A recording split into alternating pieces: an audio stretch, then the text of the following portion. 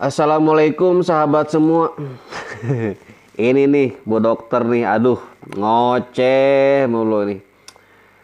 Pasukan sakit hati ya. Dari dulu ngoceh mulu. Kalau udah kalah ya sudah aja kalah lah. Sekarang kita kawal Presiden Prabowo nih tentang bagaimana program-programnya nih. Ya, biar berjalan dengan baik ya. Kalau sudah ya sudahlah, jangan dibawa-bawa terus sakit hati. Kita dengarkan videonya bagaimana ocehan-ocehan Bu Dokter Tifa nih. Provokator ngompor terus ya. Kita lihat videonya. Indonesia memiliki presiden baru, Presiden ke-8 Bapak Prabowo Subianto. Selanjutnya saya sebut sebagai Presiden Prabowo.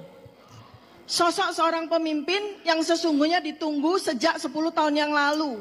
Dan kini akhirnya Allah SWT menjadikan Presiden Prabowo sebagai pemimpin bangsa Indonesia dalam 5 tahun ke depan. Mewarnai berbagai drama, strategi, dan keputusan-keputusan politik yang tidak banyak dipahami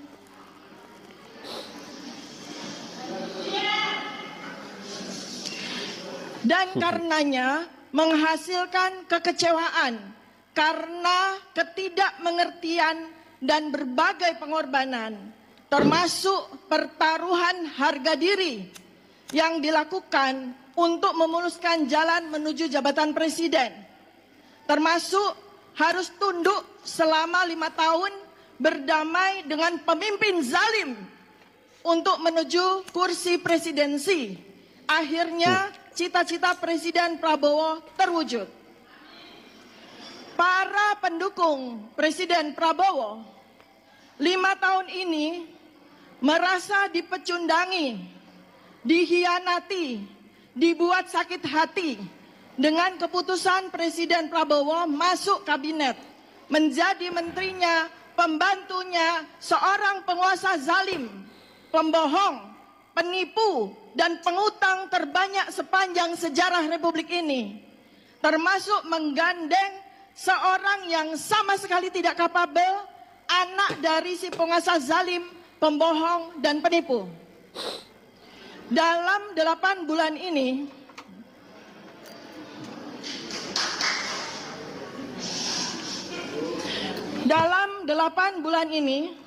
saya mencoba memahami langkah Presiden Prabowo. Mengapa harus memilih Gibran sebagai wakil presiden? Namun, setelah hari ini, 20 Oktober 2024 tiba, tanpa halangan, saya akhirnya memahami bahwa Presiden Prabowo tidak punya pilihan lain selain menggandeng Gibran menjadi wakil presiden.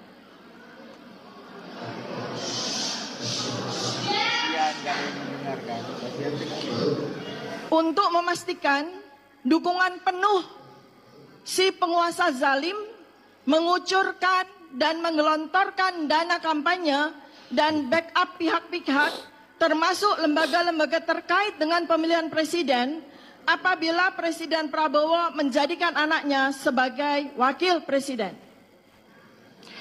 Presiden terdahulu menjadikan anak dari presiden terdahulu sebagai wakil presiden.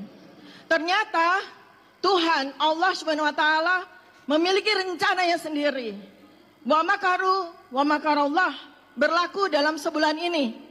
Ketika mencuat akun Fufu Fafa yang selama 10 tahun ini dengan sadis, kejam, keji, melontarkan berbagai caci maki, hinaan, risakan, bahkan fitnahan kepada Presiden Prabowo.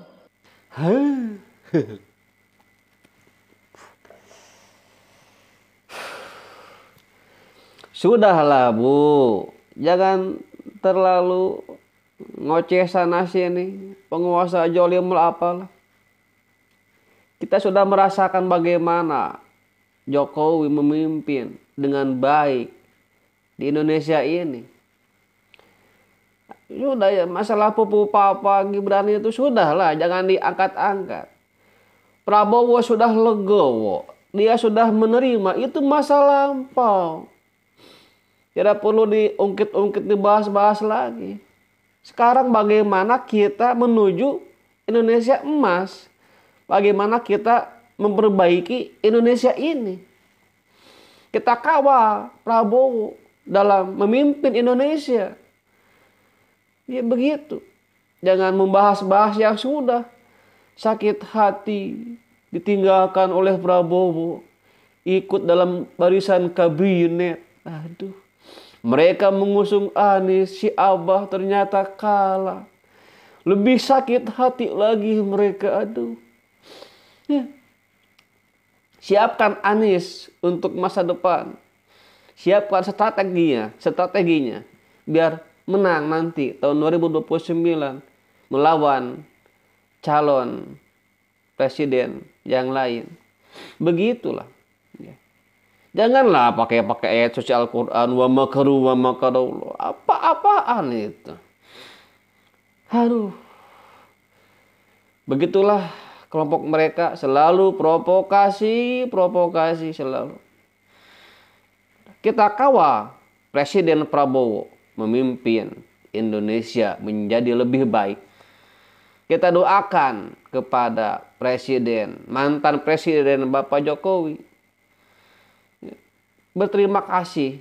Jangan terus dibahas terus tentang pemimpin jolim ini apa itulah. Aduh, liur. Ya, gitunya. Itu barisan sakit hati mereka ya.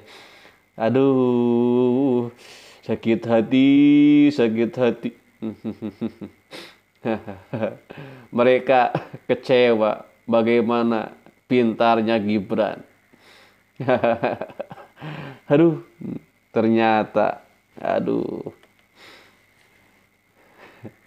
Prabowo menang, mereka lebih sakit hati lagi. Ditambah wakilnya Gibran lebih sakit hati lagi. Tambah sakit hati lagi. Aduh, liur sana. Eleh wae liur gitu. Itu adalah strategi Bapak Presiden Prabowo. Dia legowo bagaimana dia ikut dalam kabinet Jokowi. Dia gak sakit hati. Dia berniat baik, ingin bersama-sama memajukan Indonesia ini.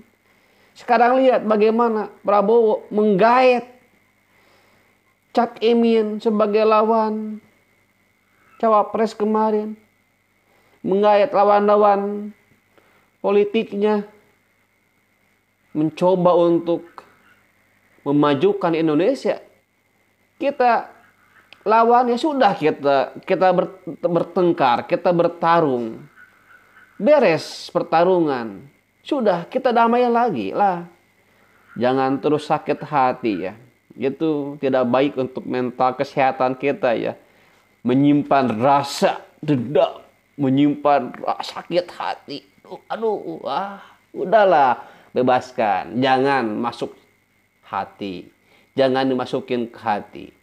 Kita bertengkar, kalah, terima, menang. Kita perbaiki Indonesia menjadi lebih baik. Oke ya, sekian, terima kasih. Wassalamualaikum warahmatullahi wabarakatuh.